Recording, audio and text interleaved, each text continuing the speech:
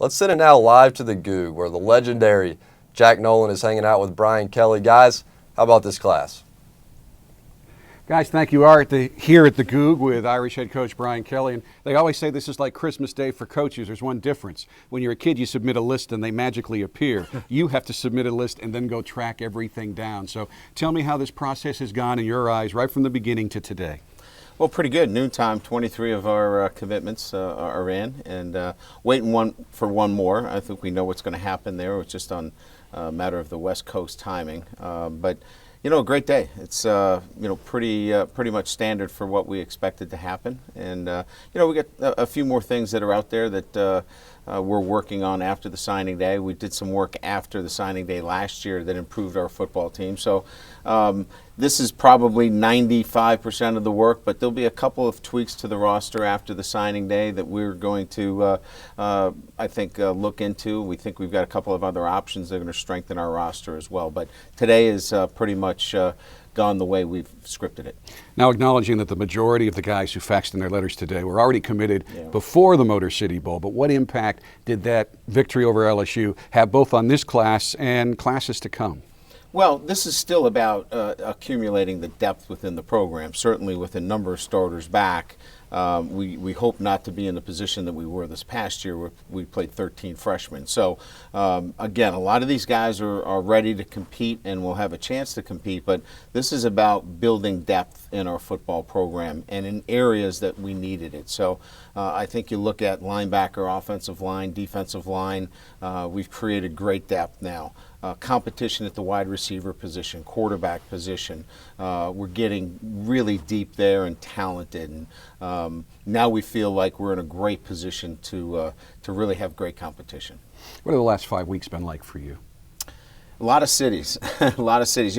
Our brand is so strong that we can go from coast to coast, and we're met with obviously a great connection in guys wanting to come to Notre Dame. But there's a lot of things that factor into coming to Notre Dame. First of all, you've got to have a great academic record. You've got to be the right fit. And you have to understand what Notre Dame's about.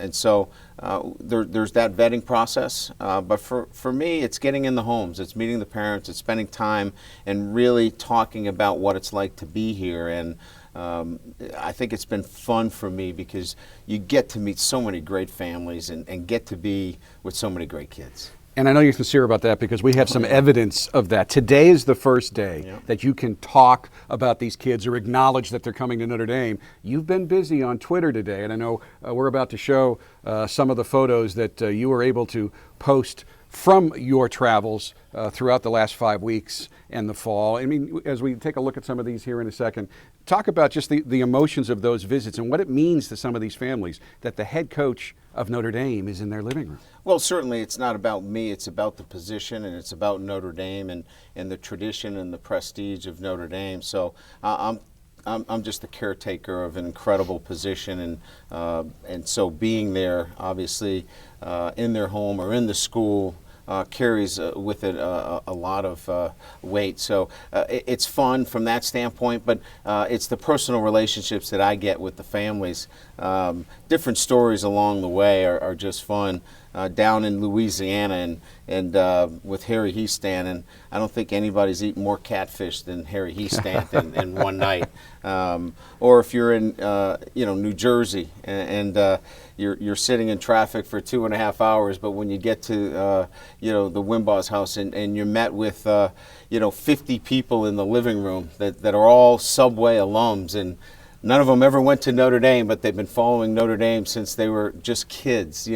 It's something different everywhere you go, and that's the great part about it. I go to Gorman High School in Las Vegas, and the principal's got Play Like a Champion, who's a graduate of Notre Dame, in his office. And so, and I could chronicle each trip along the way, and that's why we thought, you know what, this time we're going to take pictures of it because each one of them is pretty special. Now, we showed them at the top of the show. We are going to repeat this show throughout the afternoon up until your press conference, so you will be able to see some of those tweets, or just follow Brian Kelly on Twitter and you can see everything he's tweeted out today. I want to talk about one of the most recent faxes to come in. one of the top tight ends in the country, if not the top tight end in the country, Alizé Jones. What's he going to mean to you? Special player. He can do it all. He has, again, and we've been so fortunate here and maybe a little spoiled. Kyle Rudolph, Tyler Eifert, those two guys obviously spectacular careers. And so the bar has been so high with those two guys in particular. So you take a combination of their skills. Alizé is going to be a vertical threat, a guy that can make all the catches, but his size and range is going to allow him to be a great inline player and a guy that we can flex out unlimited. His ceiling is so big.